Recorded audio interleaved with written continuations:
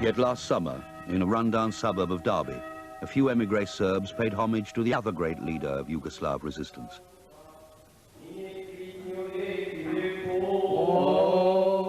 Colonel Draza Mihailovich was Yugoslavia's Minister of War, fiercely loyal to his king. For 2 years, he enjoyed moral and material support from the British. Then, in a dramatic switch of policy, Britain dropped him in favor of his arch rival, the communist Tito.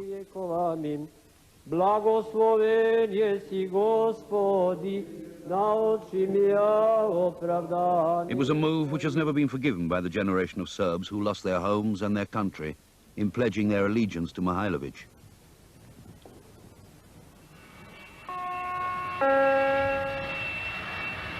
Yugoslav Airlines arrival from Zagreb flight 896.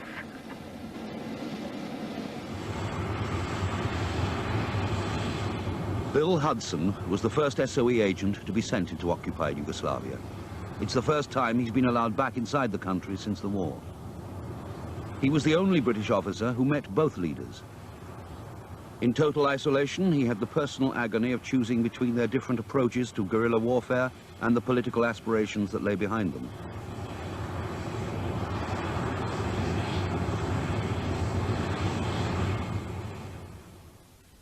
Until the Second World War, Britain regarded Yugoslavia as a remote peasant country of little strategic importance.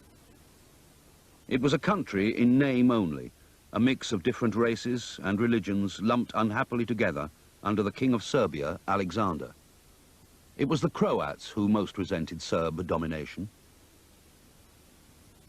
In 1934, Alexander was assassinated by Croat extremists. His son Peter was only 11 years old. Power passed to Peter's uncle, Prince Paul, who managed to reassert Serb supremacy. But the continuing machinations of the rival Balkan factions remained irrelevant to Britain. In 1940, everything changed. Britain wanted a neutral Yugoslavia to prevent German troops reaching the Mediterranean. SOE agents in Belgrade were ordered to counter German pressure on the fragile regime. Hitler had invited Prince Paul to Berlin. Prince Paul's attitude, said Churchill, is like that of a man in the cage with a tiger, hoping not to provoke him while steadily dinner time approaches. Dinner time was March the 25th, 1941. A non-aggression pact was signed. 2 days later, Prince Paul was ousted by a coup d'etat in Belgrade. It was an act of defiance which caught the mood of the people. There were spontaneous demonstrations of anti-Nazi feeling. Young Peter became the new symbol of Yugoslav patriotism. SOE agents could not have wished for more. But 10 days later, the optimism was shattered. On the 6th of April, Goebbels announced Operation Punishment.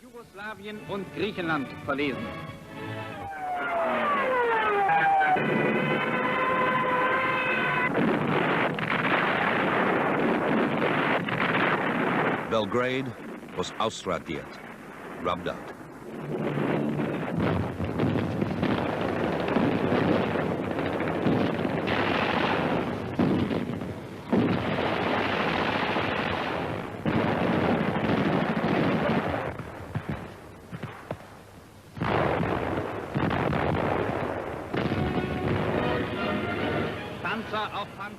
The Royal Yugoslav Army was no match for the German military machine. After 10 days, they surrendered.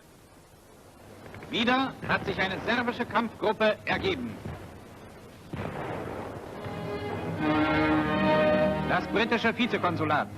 In their haste to quit the country, SOE agents had left behind evidence of their activities. Vollständige Zentrale des Intelligence Service nach berüchtigtem Muster. Propagandamaterial zur Aufhetzung der Bevölkerung. It would now be up to the few friendly Yugoslavs who had been given British radio sets to get information out.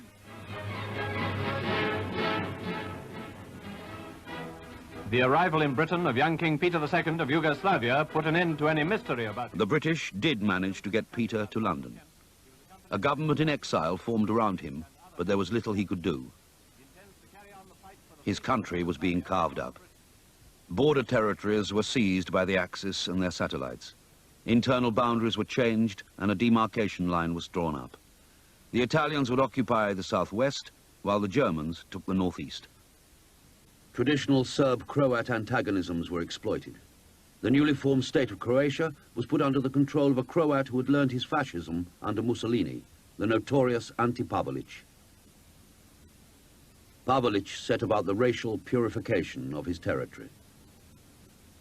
His Ustashi stormtroopers massacred 500,000 Serbs.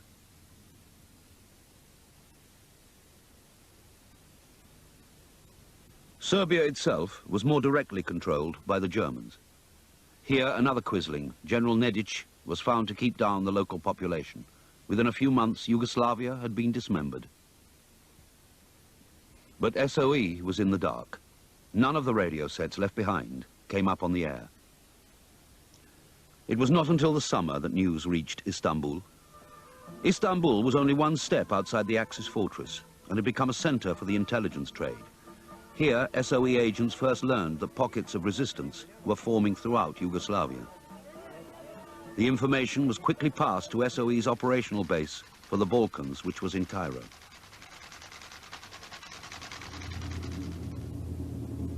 At the same time, a young SOE officer flew into Cairo from Jerusalem. He knew the names of potential resistance leaders in Yugoslavia and was determined to convince his superiors to get agents back into the country. His name was Julian Amery, then 22 years old. In Cairo, all was chaos. That particular branch of our secret operations was going through one of its perennial reorganizations. It was difficult to get anybody to pay the faintest attention to what I had to say. I went and saw the Commander-in-Chief, General Auchinleck, who was very sympathetic, but it wasn't entirely his pidgin. So I did something which I only did once in the war. I got onto my father, who was in the war cabinet, and explained the situation to him and asked him to approach Dr. Dalton, who was the minister in charge of special operations. And then things began to hum. And a few days later, I was summoned by the head of our organization with the offer of a submarine at very short notice. HMS Triumph was standing by, but Amery had no one to send. He consulted the head of Yugoslav intelligence. Within 6 or 7 hours, he'd produced 3 exiled Yugoslavs, 2 officers, and 1 wireless operator. But he said, I can only give them to you if you'll produce a British officer who can go too. It wasn't so easy to find. But there was a mining engineer, and he volunteered to go. Bill Hudson had spent 5 years in Yugoslavia prospecting for minerals before the war.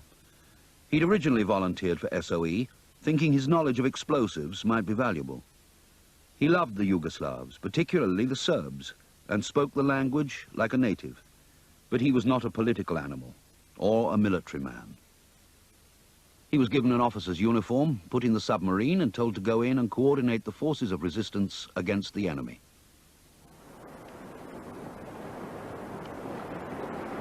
Coming out of this piece of metal, like a box which we'd been in, I felt, well, now this really is the start, where the umbilical cord gets cut.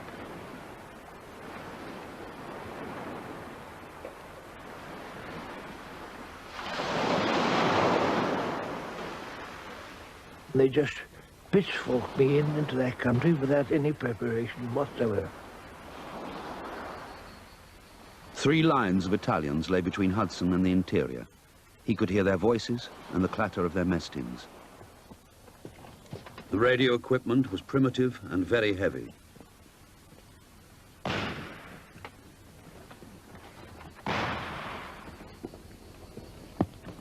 They carried it in stages up a dry watercourse, trying to keep as quiet as possible.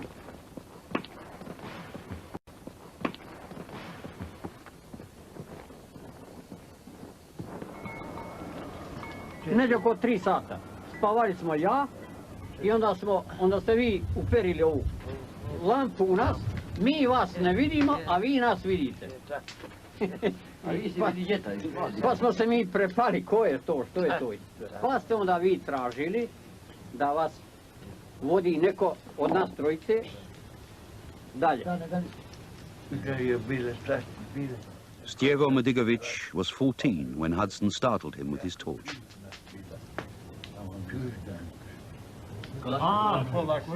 The shepherds agreed to take Hudson over the mountains to meet the local resistance leaders. To his surprise, they all turned out to be communist and deeply suspicious of British intentions. I laid with the point, we're not interested damn in politics. We're not interested in monarchy, in communism, any form. It's the people for the people. Yugoslavia. Hudson managed to get out his first messages describing the Montenegrin freedom fighters he had found. Meanwhile, weak signals apparently emanating from Yugoslavia had been picked up by a radio station at Portishead in Somerset, but the sender was not Hudson.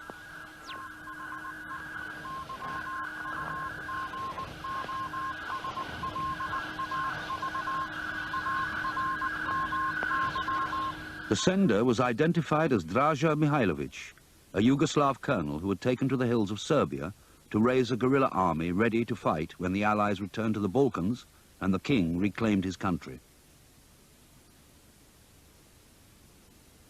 He knew that in royalist Serbia he would find recruits. Their fathers were the heroes of World War I, driving the Germans back from the Salonika front. Most famous among them were the Chetniks, elite irregulars who had perfected the art of guerrilla warfare under 400 years of Turkish occupation.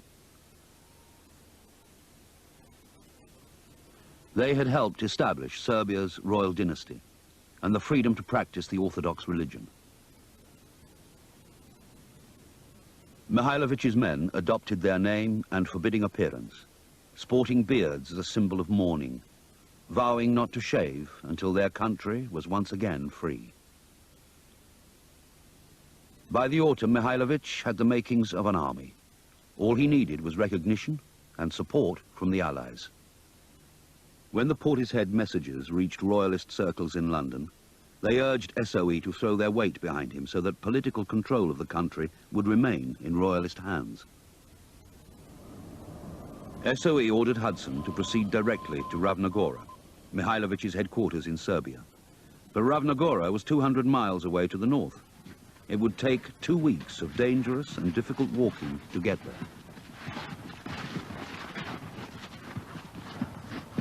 Moreover, Hudson was being diverted by his communist escorts to a town called Užice. Here he was brought face to face with their leader. The word Tito was composed from the two Serb words, Ti, you, and To, that. You do this and you do that. The man who said Tito, he's the commander. Tito then questioned me closely as to what I had come to do, and I replied, to coordinate the elements of resistance against the enemy. Tito said, have you any contacts with Russia? Josip Broz, alias Tito, had traveled the world on false papers as a Moscow-trained Comintern agent, dedicated to promoting the world revolution that Marx had predicted. In 1936, from a secret Paris headquarters, he was responsible for ferrying Yugoslav volunteers down to Spain to join the international brigades. In 1939, he was secretary of the party in Yugoslavia and ordered his comrades to take no part in the capitalist war. But in July 1941, when Germany invaded the Soviet Union, Tito was instructed by Moscow to do his bit for the defense of the Soviet motherland by harassing the Germans in Yugoslavia. With a nucleus of Spanish Civil War veterans, he set about the creation of the Partisans, a politically motivated army of the people. They would not only fight the invader, but would create a new social order in Yugoslavia. In liberated towns, political education would stress brotherhood and unity. Communist organizers would take control of food distribution, communications, propaganda, and medical care. Užice was the capital of the first liberated territory. Hudson was impressed, but was at pains to explain that he had orders to go to Mihailovich. he warned me that I wouldn't find Mihailovich easy to deal with, and that also he hadn't got any great standing among the people. Well, he got no right to tell me. I wasn't interested in that. Hudson was determined to find out for himself. In October 1941, 5 weeks after leaving the submarine, he walked into the winter headquarters of Colonel Draza Mihailovich. I believe that this was the actual room where we met. He said, "Captain Hudson, we've been waiting a long time for you. The Serbs have no love for communism, so I feel that no attention should be given on your part to Tito. And I want all the support concentrated on me. I represent the king, the government, and law and order. It's the only thing we can do. And I do not want irresponsible action against the Germans. I want action such as we can defend. I don't want to do as the communists do, light a fire here, kill a policeman there, and then run away and leave the local population to have the village burned down and their men killed at the rate of 100 to 1. The Germans have been particularly brutal just before I arrived.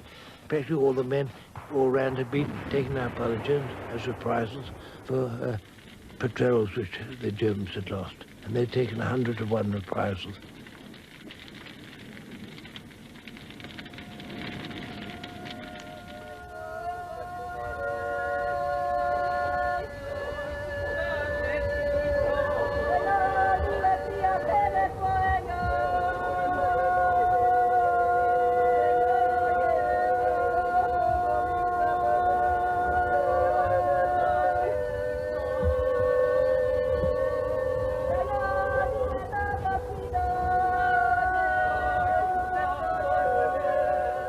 Morning and night was the most desolating atmosphere because the women were out in the fields, and every sunrise, every sunset, you'd hear the wailing, the Yardikavanya, as they call it, the wailing lamentation for their dead. This had a very strong effect on Mihailovich. He felt his job was to defend the people, to be the shield rather than the sword. Whereas Tito thought he must attack and not care down about reprisals. As instructed, Hudson handed over safe codes to Mihailovich, and a week later he received the first drop of British arms. Mihailovich took this as a sign that the British recognized his claim to be the only legitimate resistance leader. But Hudson was appalled by the reaction of his men to the drop. Now we've got evidence of British support. Now we get plenty of arms. Now we are going to liquidate those bastard partisans. Nothing about the Germans at all. The Mihailovich-Tito power struggle erupted into civil war. Patriots did not know which way to turn. Families were split down the middle.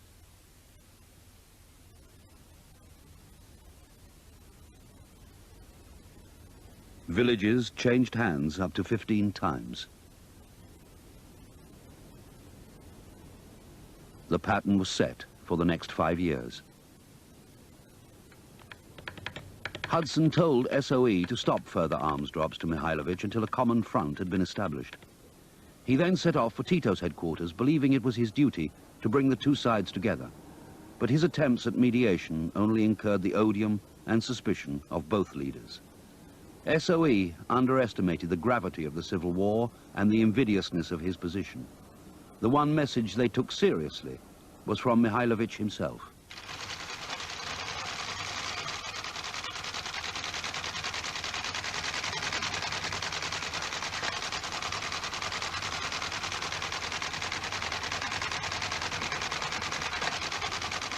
With his authority apparently unchallenged, the propaganda machine was set in motion.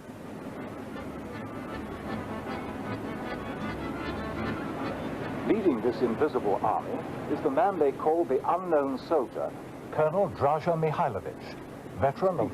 He's a modern Robin Hood, a figure destined to enter 20th century history alongside.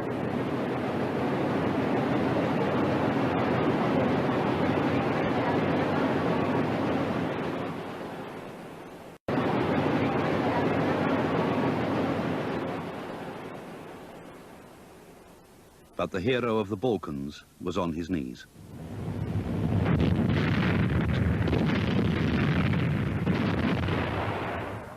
That winter, the Germans swept both Mihailovich and Tito out of Serbia. Before going off the air, Mihailovich sent a cryptic message.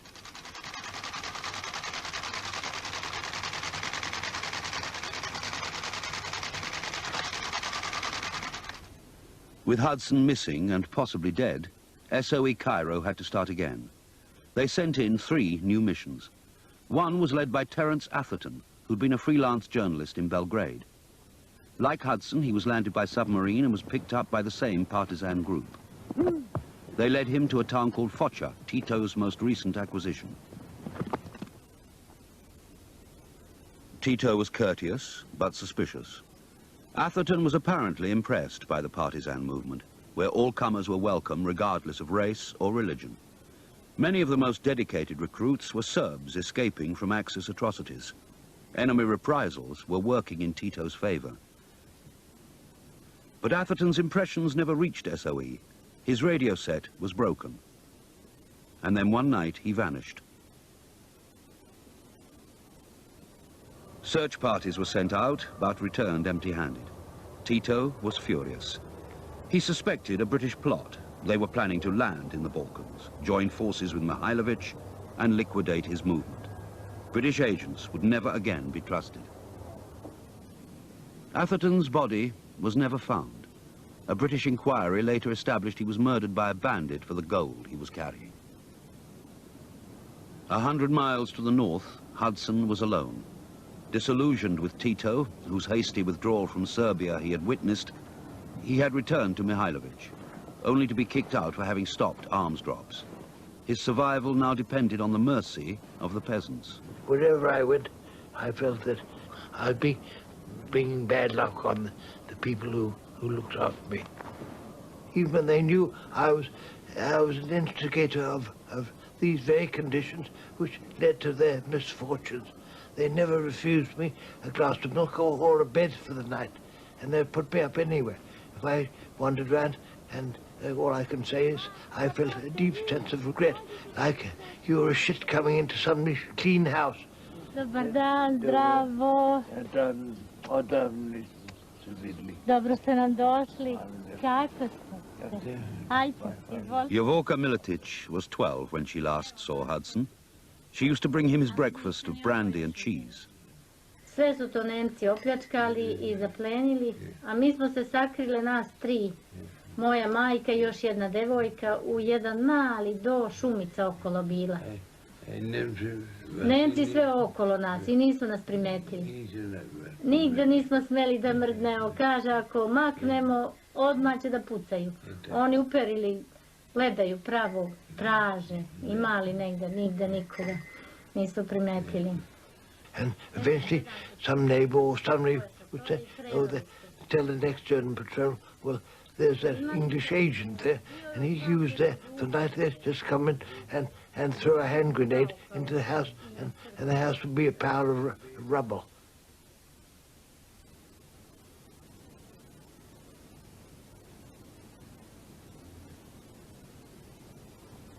In early 1942, the best intelligence on what was happening inside Yugoslavia was coming not from British agents, but from the enemy themselves. The everyday radio traffic which passed between German commanders in the field was being intercepted in the Middle East, decoded at Bletchley in England, and passed to selected branches of military intelligence.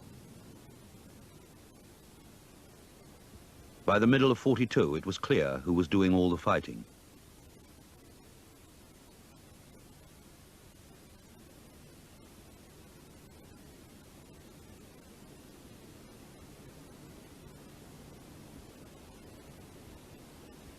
But SOE was deprived of this crucial information. Signals intelligence was controlled by MI6, a secret service that does not normally justify its actions. One man who worked at its London headquarters has agreed to do so. If we passed on secret information to SOE, to the people who were liaising with the Royal Yugoslav government, there was a grave danger that our sources would be blown.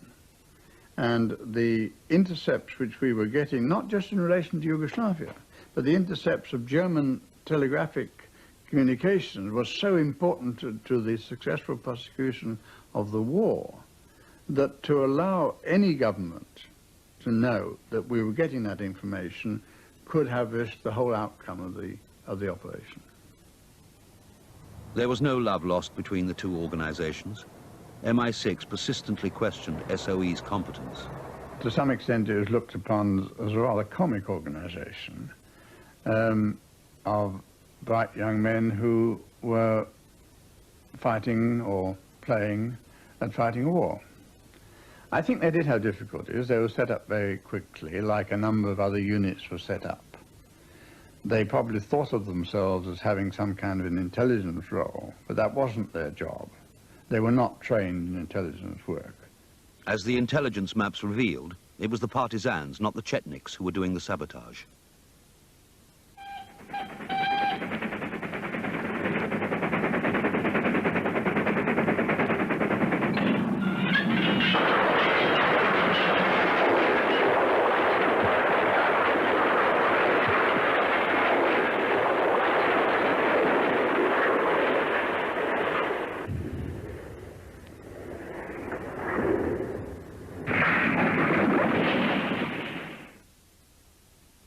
Tito's main forces were concentrated in the mountains of Croatia. Mihailovich was in the east.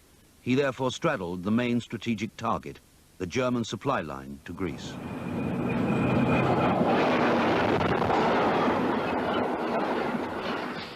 But this railway remained undisturbed.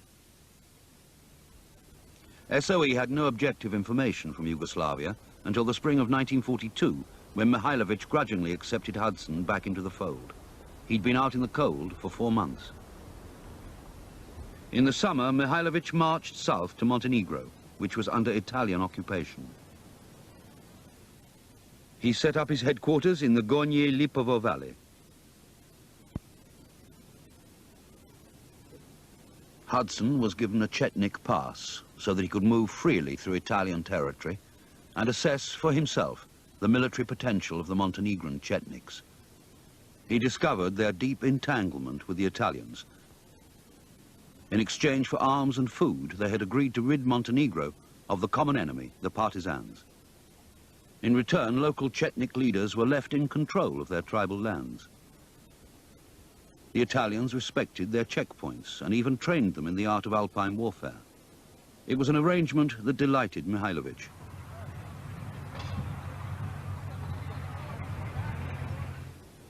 In the town of Kolashin, Hudson photographed a rally of several thousand Chetniks who were being incited by an Italian general to undertake a major offensive against the partisans.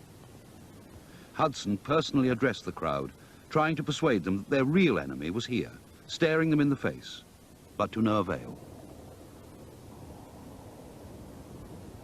He reported the disturbing situation to SOE. But in London, this collaboration was not only condoned, but positively encouraged by both SOE and the Foreign Office. Money was sent to Mihailovich to buy arms from the Italians. Internal SOE telegrams discussed the liquidation of the partisans. But there was mounting pressure on the Foreign Office, and Anthony Eden was worried. Accusations by the Soviet government, foreign press reports, radio broadcasts, and above all, their private information from most secret sources, all pointed to partisan activity and Mihailovich inertia. One official suggested that the time had come to put some money on the partisan horse. SOE remained adamant. The communists represented anarchy and chaos. Mihailovich represented social order and the king. The policy of exclusive support to him should not be challenged. But that autumn, there was a shake-up in SOE Cairo. New blood brought new thinking. Colonel Keeble was brought in from the military to toughen up operations. Basil Davidson was put in charge of the Yugoslav section. It was a very unhappy situation, because there were those who thought that the policy was right and that come hell or high water, we had to stick with the royal government in London and therefore with its Minister of Defense, Mihailovich, in Yugoslavia, whether or not he would fight, and it seemed that he wouldn't. We knew from Bill Hudson that no action was taking place. So I'm sitting at my desk that January day. I was very depressed. The door bursts open. In comes Brigadier Keeble, as usual in his vest, advances to my desk. I stand up. He throws onto the desk slips of paper and says, "This is enemy traffic. It's most secret. I'll give you orders about it in a day or so," and out he goes. Keeble's previous posting had been in military intelligence. He still had access to intercepted German signals, which, according to the rules of the game, SOE should have been denied. Davidson now went through exactly the same motions that military intelligence had gone through a year earlier, plotting the main areas of enemy concentration and partisan resistance on maps. We knew broadly where they were. We also knew where some of their headquarters probably were, the location anyway. But how to contact them? We were forbidden to contact them. Now that's January, and there was no way that I knew in which we were going to contact them. I mean, all this information was building up. Keeble clearly had it in his mind to use it in some way. How was it going to be used? That was the great question. Keeble had a stroke of luck. In January 1943, Churchill passed through Cairo. Somehow, Keeble contrived to meet him and handed him a memo on Yugoslavia. The memorandum, I think, was very well done. I didn't write it myself, so I'm free to say that. Because it said we should continue to support the forces which owe at least nominal allegiance to the royal government in London, the exile government in London, but we should also seek contact with the partisans who may or may not be communists, we don't know, who are obviously a major force, probably the biggest force in the whole fortress Europe upon which we can rely at this stage. And if we don't do that, it's very clear that either the Russians or the Americans will step in and do it for us. And it will be much better if we keep control of this thing in our own hands. Churchill agreed, and the timing was fortunate for the partisan lobby in SOE Cairo. Allied fortunes in Africa were changing.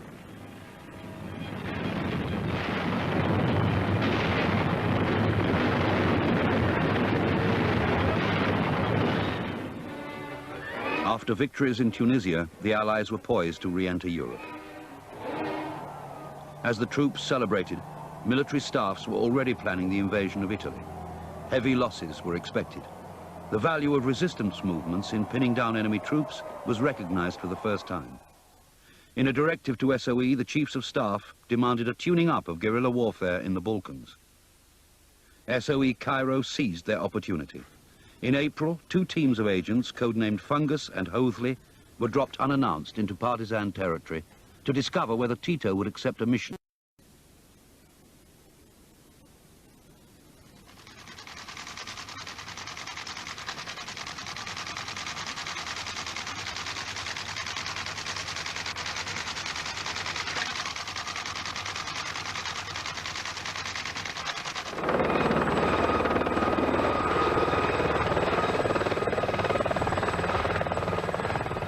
One month later, Bill Deacon, who had previously thought he would be sent to Mihailovich, found himself on the opposite side of the mountains.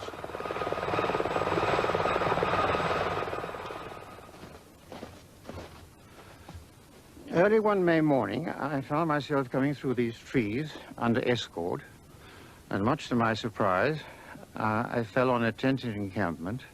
There were girls running around, bringing soup and food.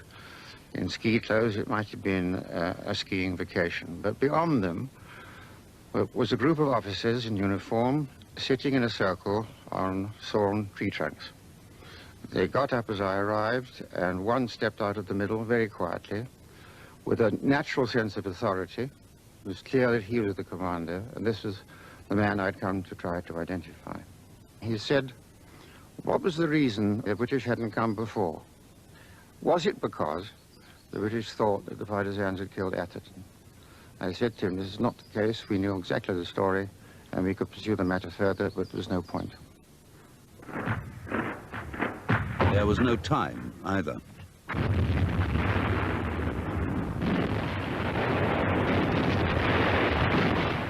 Hitler had ordered Operation Black, the liquidation of all resistance. The Germans feared Mihailovich more than Tito because of his links with the Allies.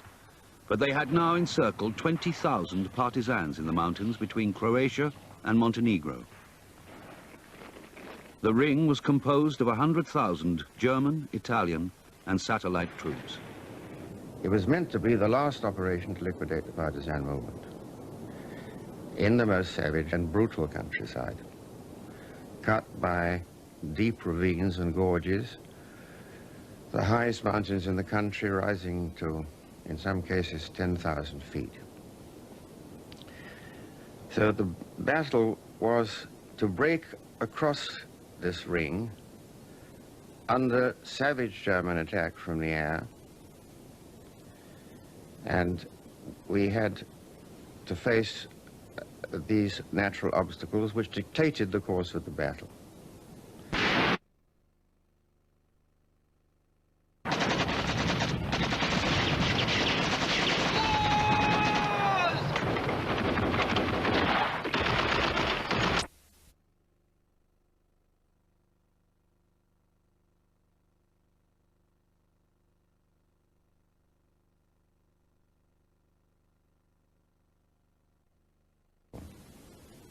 There were two words, the first two Yugoslav words I learned. The first was move, and the second was rest. It was during the pause you saw people. And the pause was never for more than 10 minutes. And all you could see was a huddled set of forms trying to get just a wisp of sleep or rest. And then you would hear the word, the order command given, move. Obviously, the most tragic images and the most tragic side of these movements of these people were the wounded. And it was an old Montenegrin Slav tradition that it was a great dishonor to leave your wounded behind. And this hampered your mobility. And this was deeply important psychologically, because the morale of your army depended on the protection of your wounded. And of course we were confronted with typhus cases from time to time. And I shall never forget this, not only the emaciation of their faces, but the absolutely distant look, as if they were no longer in this world at all. And quite often they would jump over a cliff or commit suicide, or jump into a stream or a gorge. One began bit by bit to put together some conception of who these people were and why they were there. There were women, student nurses, students in the universities, there were intellectuals, there were poets, there were painters, people whose villages had been burnt and just had to find somewhere to go.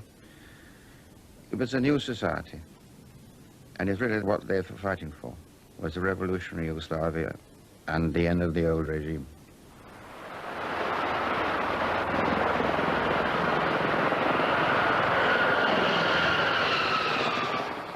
After crossing the river Sutjeska, the partisan columns moved up the slopes of Mount Osran in an attempt to break through the German ring to the north. We climbed up to this place just before dawn, and within half an hour of our arrival, we were subject to a sudden air attack by the Germans. A motley circus of flying machines, Dorniers, Henschels, Stukas, even small civilian planes, which dropped hand grenades on us from about 50 feet, started playing a sinister game of noughts and crosses. They flew this way and then that way, trying to pin us down to liquidate the central group of the movement. As one plane came over, directly in our path, we saw a stick of bombs falling, and the last bomb, probably about 10 feet from where I'm standing. Instinctively, Tito and I and two officers flung ourselves into this hollow here. Tito's dog fell on top of him. The bomb exploded. Tito was wounded in the shoulder. I was wounded in the foot. One officer was killed, a Yugoslav officer. We then scattered, and for the rest of the day found the best cover we could until dusk, when the firing stopped and the planes flew away. It was quite clear that Osran was a death trap.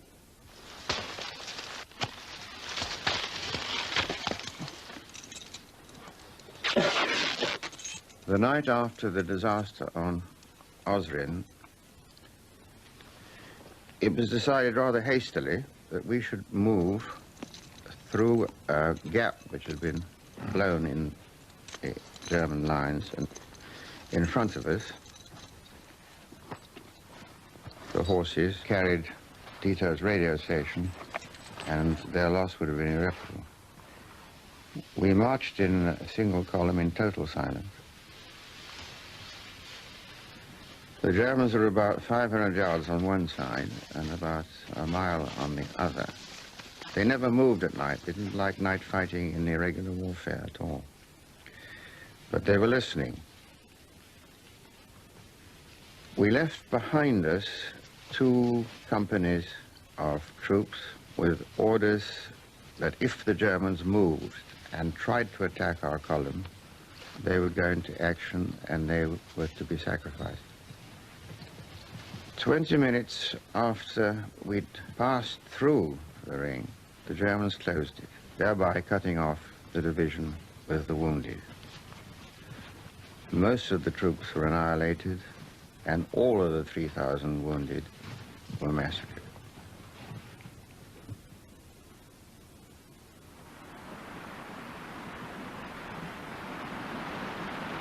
At the beginning of August, after about 20 days of nights of marching, we arrived at a peaceful plateau above a small stream where we stopped for about 3 weeks. And this was the first opportunity of talking really with Tito and his staff, and in particular with Velebit, who was our liaison officer. I tried to explain to Deacon the exact situation of the partisan forces in Yugoslavia, and also one of my most important task was, as I conceived it, to convince him that the Chetniks, the Mihailovich people, not only that they did not fight the enemy, but they actually collaborated with him in many various and different ways. As this amateur German film shows, some Chetnik commanders were collaborating with the Germans as well as the Italians. What has always remained controversial is whether they were acting on their own initiative or under the direct orders of Mihailovich.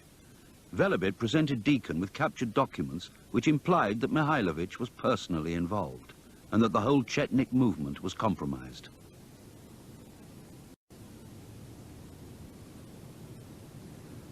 I realized this was of considerable importance, in fact, perhaps the most important issue after the fight against the enemy. And I sent messages to London to explain that whatever illusions they might still have, that there could be reconciliation. This was lost and gone forever. It was 2 years too late. What Velebit did not tell Deacon was that under an assumed name, Vladimir Petrovich, he had traveled to meet the German High Command to discuss a ceasefire 4 months earlier. These German documents also record the partisan intention to attack the British if they ever landed in Yugoslavia.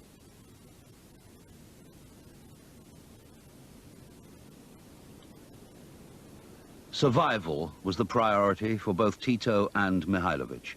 For each, the other was the main enemy. They both wanted to control the country after the war.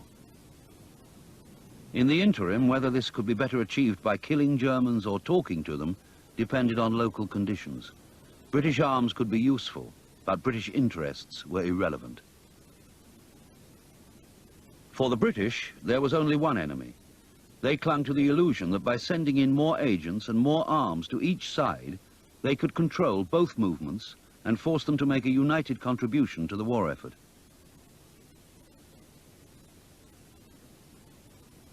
Hudson had been joined at Mihailovich's headquarters by a senior officer, Bill Bailey, but Bailey had no greater powers of persuasion. Mihailovich remained intransigent. He saw no reason to sacrifice the lives of his men for some foreign power, and he made no apologies for the inactivity in his camp. His own government in London were telling him to conserve his forces until the Allies landed. 9 further British missions were sent to Mihailovich commanders around Serbia. The adjustment they had to make to accommodate the Chetnik philosophy is described by Jasper Rutem. I think that it was rising disillusion, but also increasing understanding of why it was that the royalist movement was not prepared to commit national suicide or Serbian suicide. And it became apparent to me, at any rate, after not very long, that they were not going to, we were not going to have an engagement with the occupying forces, be it Bulgarian or German. They weren't going to have a battle.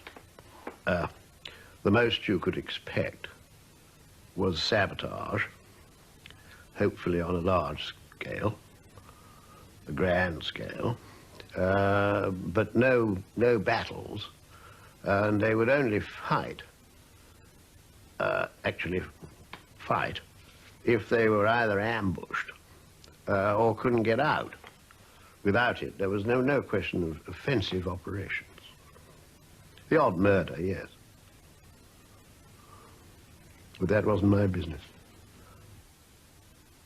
Yet in the summer, Mihailovich had a change of heart. Thinking that the Allied invasion of Sicily would be followed by a landing in the Balkans, he felt his moment had finally come.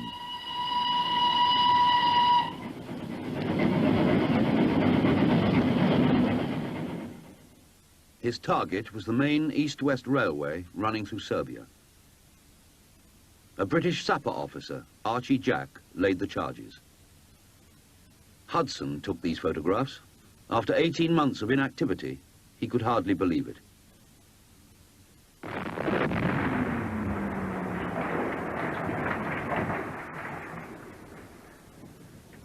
But the success was soured by a propaganda gaffe.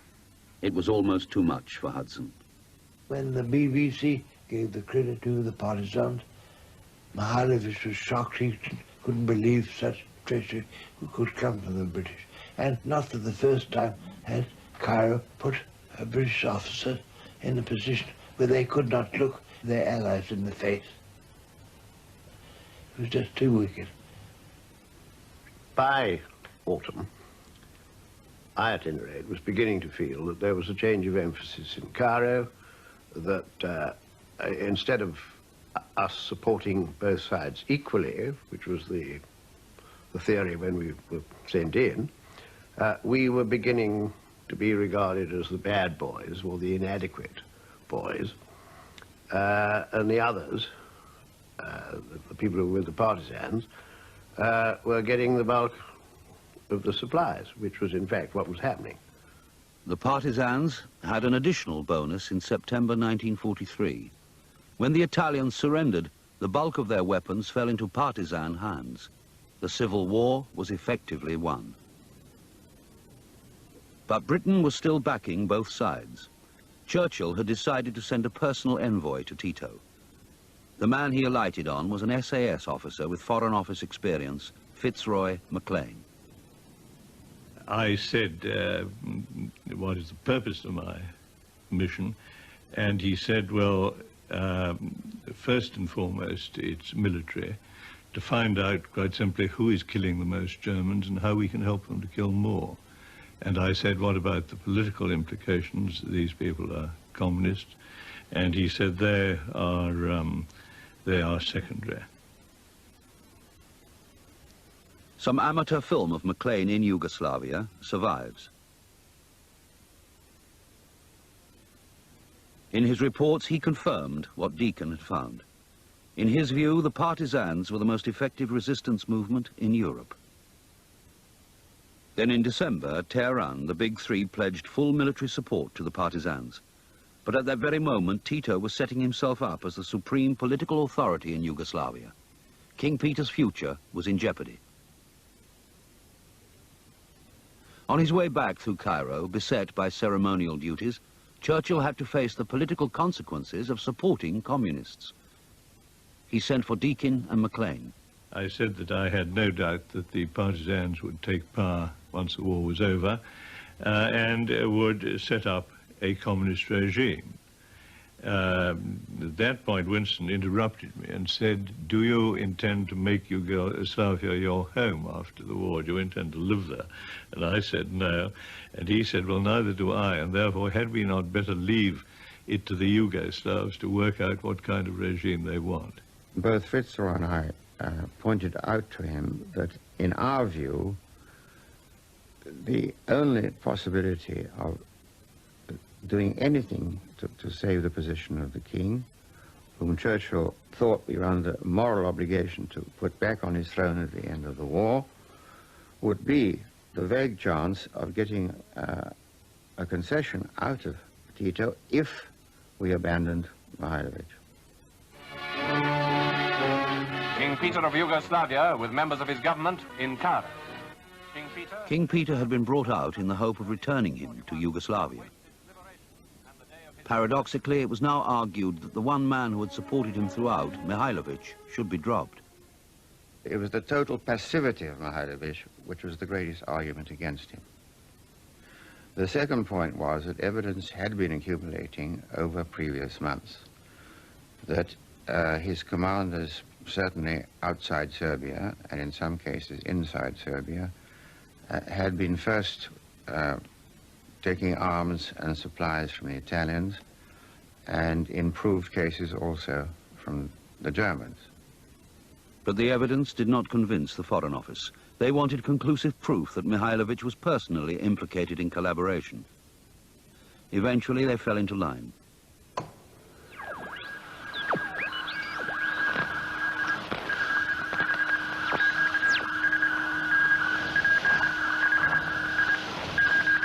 On March the 2nd, 1944, an order went out to all British officers with the Chetniks to pull out. I felt sick when I got that message, because if you've been through a lot of months with a group of people, and you've shared their life, and you realize that they are not enjoying it either, and they were doing it for a cause in which they believed, and you kept on telling them that it was the same cause in which you believed, and then you had to tell them that they were regarded as blacklegs. It was awful, very sad, and very anger-making at the time. Military necessity had prevailed over political expediency. Supplying the partisans became a full-blooded military operation and no longer an SOE affair. British policy had turned full circle. Mihailovich was forgotten as the partisans, fortified by massive Allied support, reached the Red Army and Belgrade. Tito had won supreme.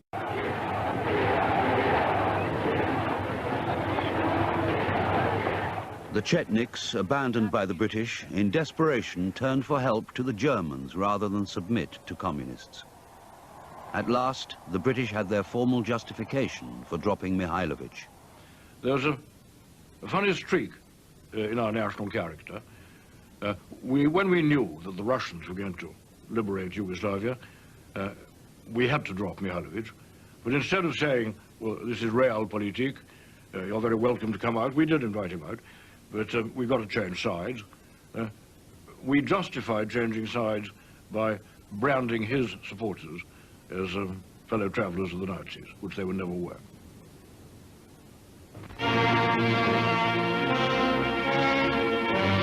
In Belgrade, scenes reminiscent of the trial of war criminals at Nuremberg have been witnessed in recent weeks. All passes were strictly checked, and the courtroom was packed with those permitted to attend the trial of a number of Yugoslavs accused of complicity with the Germans. Chief among them was Draza Mihailovich, the former Chetnik leader. The judges were to sentence him to death. They found him guilty of collaboration. In Britain's eyes, his greatest sin was to remain inactive when the Allies wanted their interests served. But those who have never lived in an occupied country and faced appalling reprisals have never had to decide at what point inactivity becomes indefensible.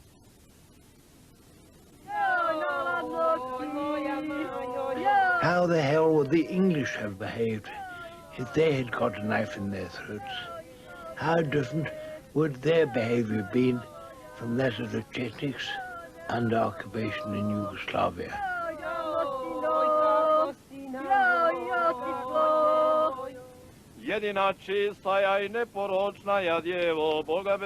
During his visit, Hudson was determined to hold a service of Christian remembrance for all those who fell in the war. He knew that more Yugoslavs were killed by Yugoslavs than were ever killed by Axis forces. For him, neither Tito nor Mihailovich had the qualities of greatness needed to unite the country. A choice had to be made, and it haunts him still. How far was Mihailovich right to save human life from being unnecessarily massacred and slaughtered? And how far was Tito right in looking for the honor of the Serb nation, irrespective of what the hell other people suffered? And there's the thing I've carried right throughout my life since I went into Yugoslavia. I have not been able to answer that question.